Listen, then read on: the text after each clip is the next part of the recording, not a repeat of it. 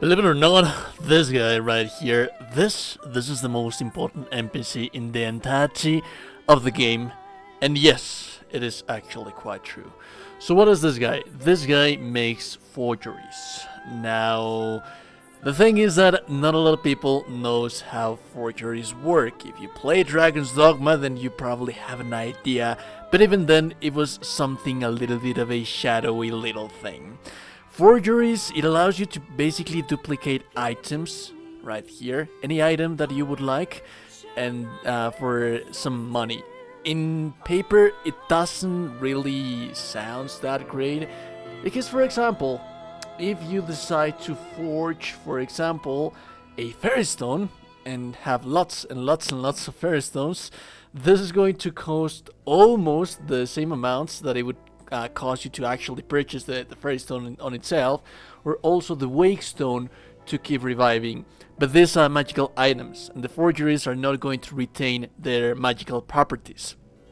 So it doesn't really work like that. So why is this guy so important? First and foremost, let me tell you where you can find this guy. This guy is going to be on the checkpoint rest town.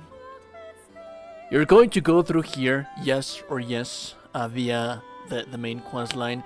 This is the capital of Burntworth, and eventually you're going to come to this place. There is no way to miss it. And then there's the main street, which is right here. That's where you came from, right here. Now that's where you came from. You go this way and then turn right and go over that alley. Now, why, if if the forgeries are not going to work with magical items, then why is it so important? Why is this the most important character in the entirety of the game? For one single specific reason: enhancing my equipment.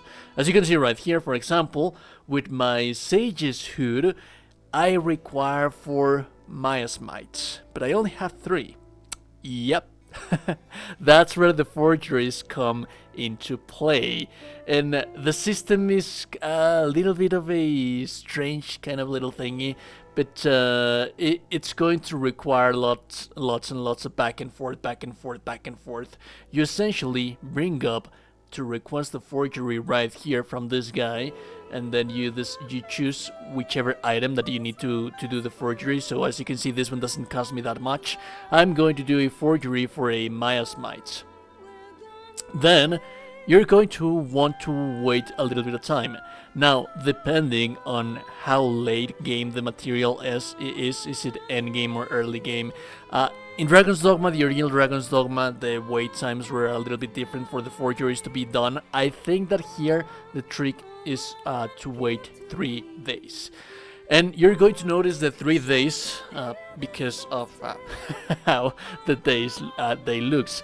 The thing is that when you're sitting down, it's not going to count on its entirety to 1 day, so you're going to have to rest in here a little bit more. And then now this right here, this is just 2 days, and then it's going to be night.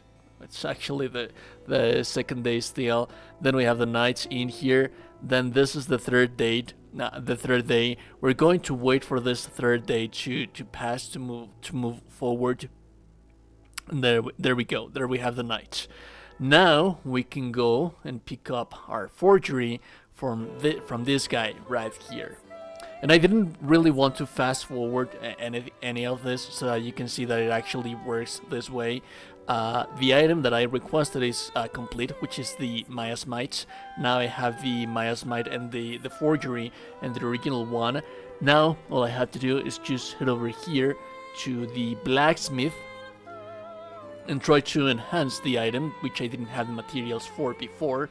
And now, strangely enough, I do have the materials. This is key. Now, you know that this works basically like Monster Hunter. The way that you upgrade your materials, the way that you upgrade your gear, it's always going to be based on monster materials. And yes, on the early stages of the game, it might not be that needed. I mean, it might not be like that huge of a deal, but trust me, once you reach the end game and you're farming for those very rare material, I'm talking about the ones that have like 1% or 2% of rate for you to be able to get it. You just want to upgrade that weapon, dude. That's the only thing that you want to do. Well, that's where this guy is going to come into play, because now you don't really have to be grinding for hours and hours and hours and hours for that material. You only need one. You're not going to need, like, for example, the 10 that the enhancement is requesting for. You only need one. That way you don't really have to be waiting, farming and farming, like I said, the hours and hours of materials, because they are going to be just right here. So remember, once you reach the end game, once you want to upgrade your very powerful weapons and armor and gear and what have you, you come to this guy, you forge your materials, as many as you need, and yes, it is going to be it's going to cost a little bit more depending on the rarity of the material, but at the end of the day, money is going to be a little bit better than time. So yeah, it is what it is. Remember to join the Discord where we share pawns and so on and so forth. Like the video, subscribe to the channel, and also you're a gorgeous and beautiful person. You're in the gorgeous and beautiful person. Have a beautiful day and goodbye.